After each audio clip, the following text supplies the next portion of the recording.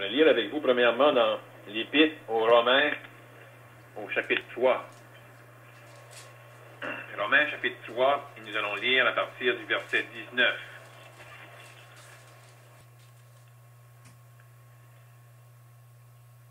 Or, nous savons que tout ce que dit la loi, elle le dit à ceux qui sont sous la loi, afin que toute bouche soit fermée et que tout le monde soit reconnu coupable devant Dieu. Car personne ne sera justifié devant lui par les œuvres de la loi, puisque c'est par la loi que vient la connaissance du péché. Maintenant, pour aller dans l'Épître aux Hébreux, au chapitre 10. Hébreux chapitre 10, nous allons lire à partir du verset 3.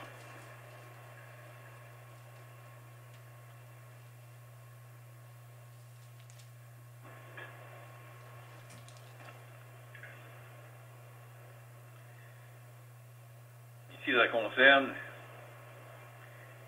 les sacrifices qui étaient offerts par le peuple juif sous la loi.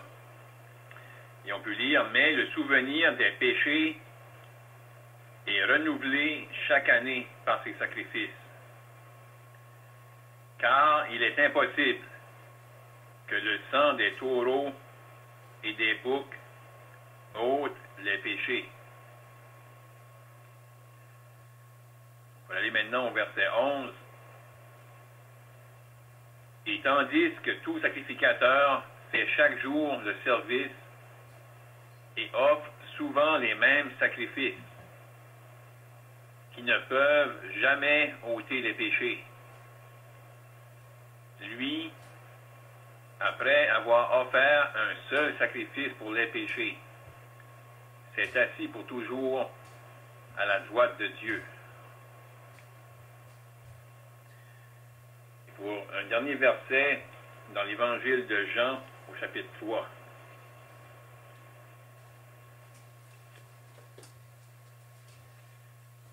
Jean chapitre 3, et on va lire le verset 16.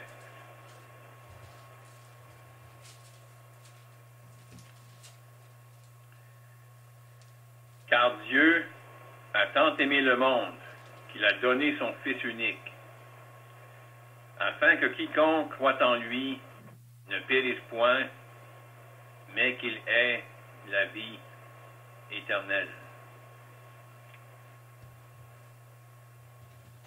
Dieu va bénir la lecture de ces saintes Écritures.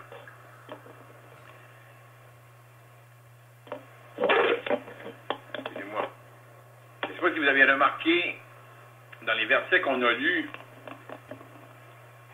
il y a des mots qui reviennent et c'est des mots qu'on entend dans le langage quotidien. Il y a vraiment des mots qui devraient laisser personne indifférent. Dans les versets qu'on a lus,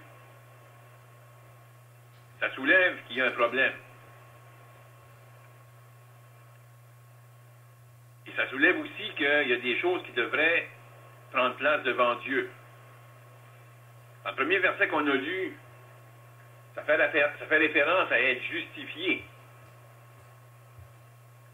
Justifié devant lui, c'est-à-dire devant Dieu. Mais ça indique qu'il n'y a personne qui sera justifié devant lui par les œuvres de la loi. Donc un mot que les plus jeunes pourraient même comprendre. Personne. Présentement sur la Terre, il y a au-delà de 7 milliards d'habitants. De ces 7 milliards et plus d'habitants, il n'y a personne qui va être justifié devant Dieu par les œuvres de la loi. Donc, c'est quelque chose qui est clair, qui n'est pas difficile à comprendre. En ce qui concerne être justifié devant Dieu, personne ne va être justifié devant lui par les œuvres de la loi. Peut-être vous qui écoutez, vous êtes un peu surpris,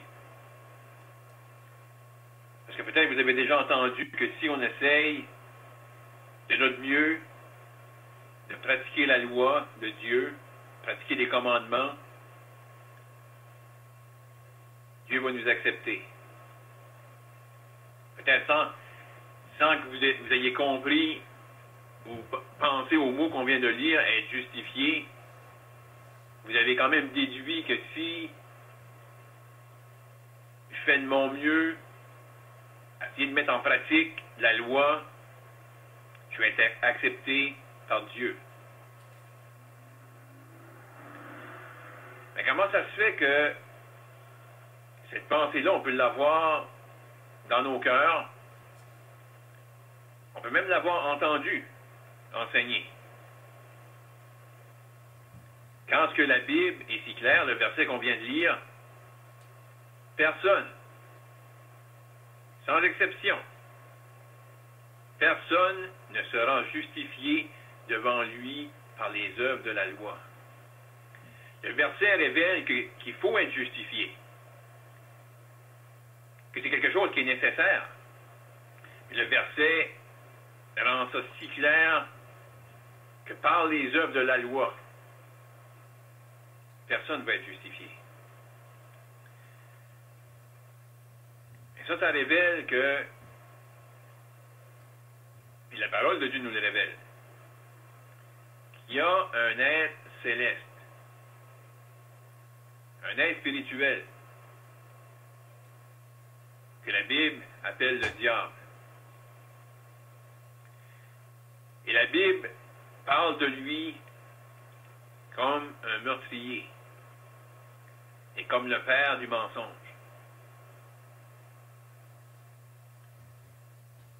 S'il y a un verset qui est si clair qu'on ne peut pas être justifié par les œuvres de la loi, et que le verset le rend si clair qu'il n'y a personne, il n'y a aucun individu qui va être justifié, il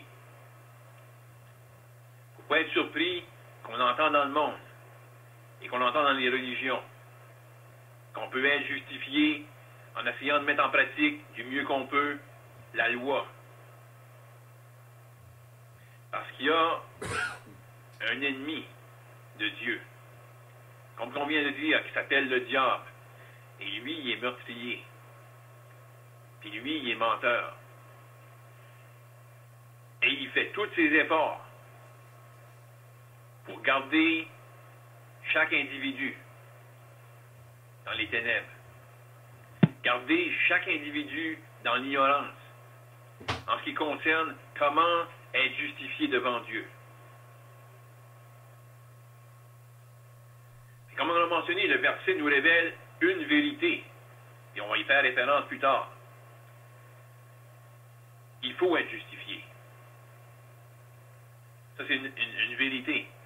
Mais le verset nous met clair que ça ne va pas être par les œuvres de la loi et qu'il va y avoir aucune personne qui va être justifiée par les œuvres de la loi.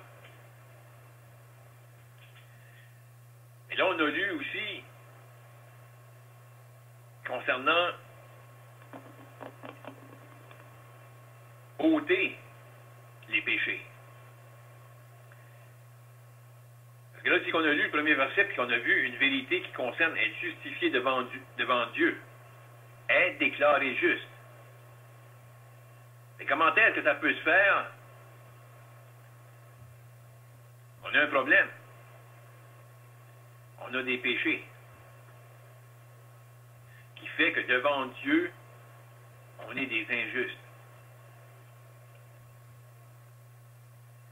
Et là, le verset, lui, dans Hébreu, nous dit que il est impossible que le sang des taureaux et des boucs ôte les péchés. Ce verset-là, c'est comme le premier verset qu'on a lu. Ça nous montre une autre vérité, une chose qui est essentielle, qui est nécessaire, que les péchés soient ôtés. Mais le verset démontre aussi de manière claire que c'était impossible sang des taureaux et des boucs ôte les péchés. Le sang des taureaux et des boucs fait référence au sacrifice que les Juifs, le peuple juif, offrait. Ces sacrifices-là avaient été prescrits par Dieu. C'est Dieu qui avait demandé au peuple d'offrir ces sacrifices-là. C'était clair pour le peuple que ces sacrifices-là étaient en relation avec leurs péchés. Lorsqu'ils péchaient, ils devaient offrir des sacrifices. Il y avait des animaux qui devaient mourir. Leur sang était versé. Peut-être qu'on peut penser que c'était cruel. Mais Dieu démontrait par là un principe qui a des conséquences au péché. Non seulement ça, mais Dieu démontrait par les sacrifices, parlait par les sacrifices de quelque chose qui allait venir plus tard. Mais l'auteur de l'Épître aux Hébreux nous rend ça si clair que le sang des taureaux et des boucs ne pouvait pas enlever les péchés. Il est impossible que le sang des taureaux et des boucs ôte les péchés. Encore une fois, avez-vous déjà entendu? Et possiblement que vous avez déjà entendu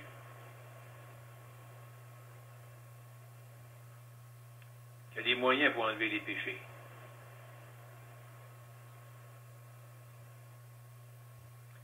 Que par des pénitences, par certains sacrifices qu'on pourrait s'infliger, peut-être pas comme que ceux-là qui étaient imposés aux Israélites, mais faire quelque chose pour enlever les péchés.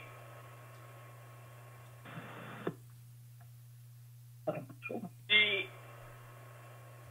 des sacrifices qui avaient été prescrits par Dieu, que par ces sacrifices-là et le sang qui était versé, que c'était impossible d'ôter les péchés. Qui est-ce qui peut nous faire croire aujourd'hui que par certains sacrifices, ou par certaines pénitences, ou par certains efforts qu'on pourrait faire, qu'on peut enlever les péchés?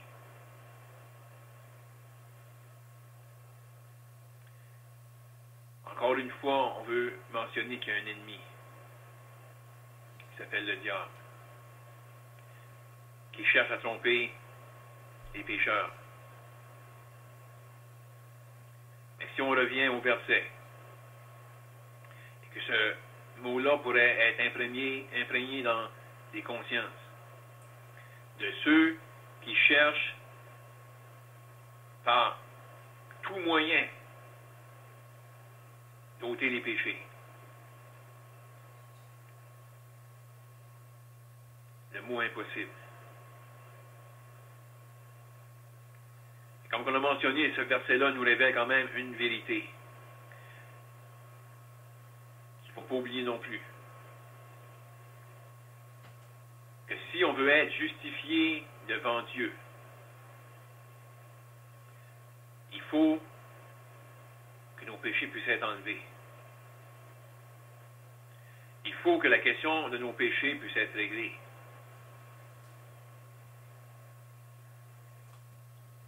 L'auteur de l'Épître aux Hébreux, après avoir dit de manière si claire que c'était impossible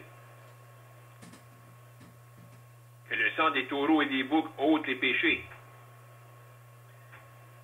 il va encore mettre l'emphase que ces sacrifices-là ne peuvent jamais, un autre mot qui est fort, après avoir dit que c'est impossible, pour faire sûr que le pécheur comprenne, on croirait Impossible, c'est suffisant. Mais le mot jamais, ça implique que c'est impossible aujourd'hui, c'est impossible demain, c'est impossible à jamais.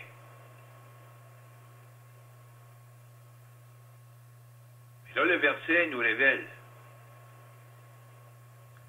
On va nous pointer à celui qui peut justifier, à celui qui peut ôter les péchés. Et comme qu'on a mentionné, les sacrifices qui avaient été prescrits par Dieu, malgré le fait que ces sacrifices-là ne pouvaient jamais ôter les péchés, par ces sacrifices-là, Dieu démontrait deux choses. Que le péché, c'est un problème sérieux. C'est un problème qui doit être réglé. C'est un problème qui va demander un sacrifice.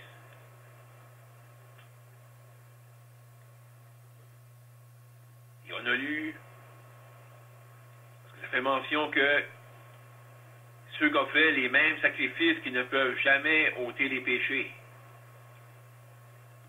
On peut lire après, lui, faisant référence au Seigneur Jésus-Christ.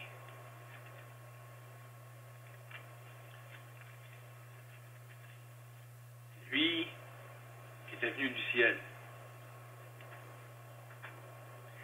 Lui qui avait, on n'a pas lu le verset, mais au début du chapitre 10 de l'Épître aux Hébreux, on va le lire. Le verset 5, ça nous dit, c'est pourquoi Christ, entrant dans le monde, dit, tu n'as voulu ni sacrifice, ni offrande, mais tu m'as formé un corps. Tu n'as agréé ni holocauste, ni sacrifice pour le péché. Alors j'ai dit, voici, je viens. Dans le rouleau du livre, il est question de moi, pour faire, ô Dieu, ta volonté. Le Seigneur Jésus-Christ, lorsqu'il est venu dans le monde, était venu avec un but ultime. Régler la question du péché une fois pour toutes. Il est venu en sachant que personne ne serait justifié par les œuvres de la loi. Il est venu en sachant que c'était impossible. Impossible que le sang des taureaux et des boucs ôte les péchés. Il est venu en sachant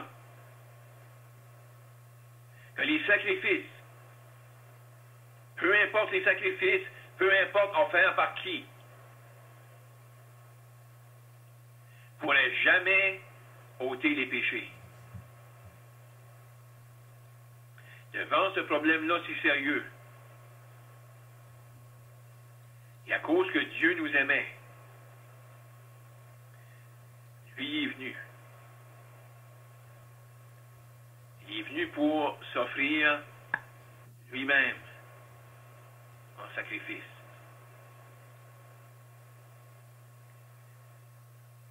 On a lu ensemble les paroles du Seigneur Jésus qui pouvaient dire « Car Dieu a tant aimé le monde qu'il a donné son Fils unique, afin que quiconque croit en lui ne périsse point, mais qu'il ait la vie éternelle. » Juste avant de dire ces paroles-là, le Seigneur Jésus avait pu dire « Et comme Moïse éleva le serpent dans le désert, il faut de même que le Fils de l'homme soit élevé, afin que quiconque croit en lui ait la vie éternelle. Le Seigneur Jésus était venu pour s'offrir lui-même en sacrifice. Un prix devait être payé. Il y avait des conséquences à nos péchés. Et pour qu'on puisse éviter les conséquences de nos péchés, qui est le jugement de Dieu, et finalement, les temps de feu, à jamais, pour que le pécheur puisse éviter ça,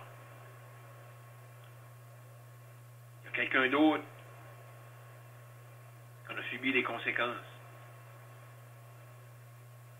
Les conséquences à nos actions, les conséquences à nos péchés. Lorsque le Seigneur Jésus était élevé sur la croix, la parole de Dieu nous dit que là, il était frappé pour nos péchés. Il est brisé pour nos iniquités. Le jugement de Dieu qu'on méritait est tombé sur lui. Lui a offert un seul sacrifice. Et quand on pense à ces mots-là qu'on a lus, les mots qui devraient résonner dans votre conscience, personne ne sera justifié devant lui par les œuvres de la loi. Si on regarde à nos propres moyens et à tout ce qu'on pourrait essayer de faire, peu importe les sacrifices, impossible d'ôter les péchés.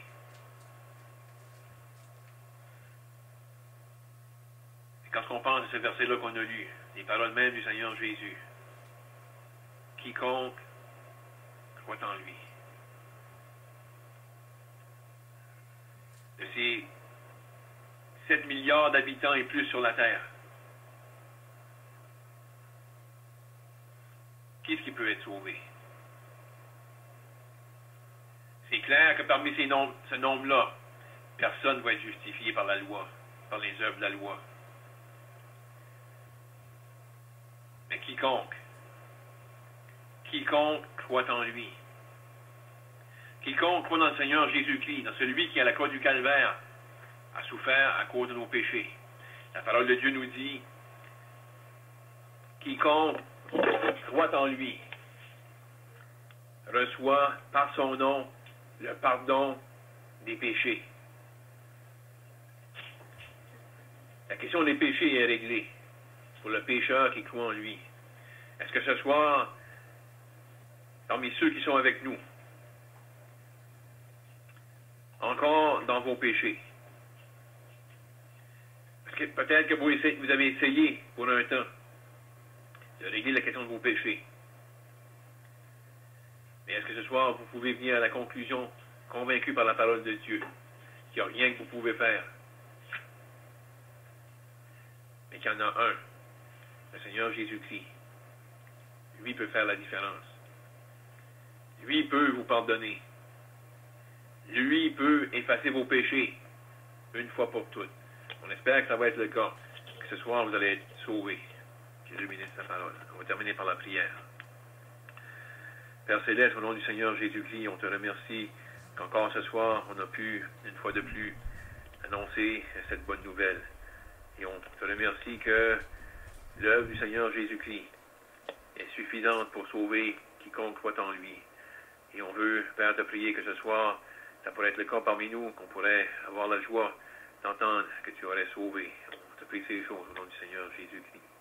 Amen. Amen.